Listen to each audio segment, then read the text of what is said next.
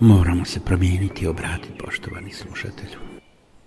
Crkveni dokumenti jasno kažu da na duhovnoj preobrazbi društva mogu raditi samo oni koji su za to sposobljeni, koji su sami preobraženi, obraćeni, novi.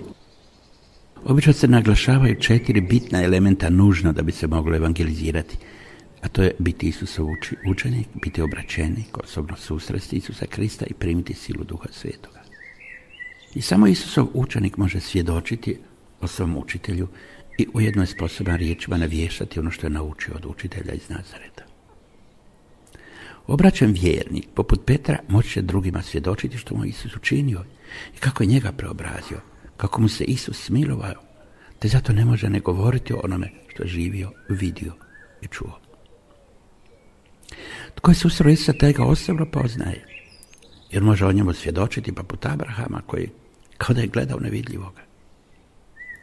I tek kad su primili silu Duha Svetog na dan Pedesetnice, odnosno kada se obukli u silu odozgor, mogli su već u prvom nastupu učenici Isusovi obratiti 3000 ljudi.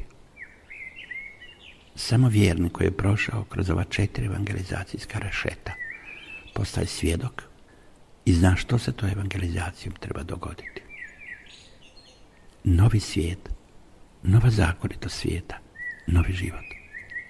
Treba se dogoditi novi čovjek. I treba prestati smrt, a početi život. Prestati mržnja, početi ljubav. Prestati mraka, početi svjetlo. Poštovani slušatelju, kako da postanemo novi?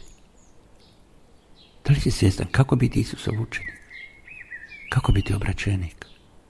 Kako osobno susresti Isusa Krista? Kako primiti svu silu Duha Svetoga? Pazi, ako hoćeš biti Isusov učenik, počmi čitati evanđelje. Možda počmi od Markova evanđelja. Ako hoćeš biti obraćenik, onda pazi, uzmi jednu ili drugu Isusovu rečenicu.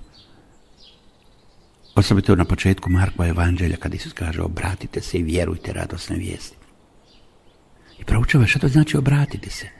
Obratiti se znači početi misliti i raditi kako Isus mislio, radio i govorio. To je drugo. A treće, kako ćeš susresti osobno Isusa Krista?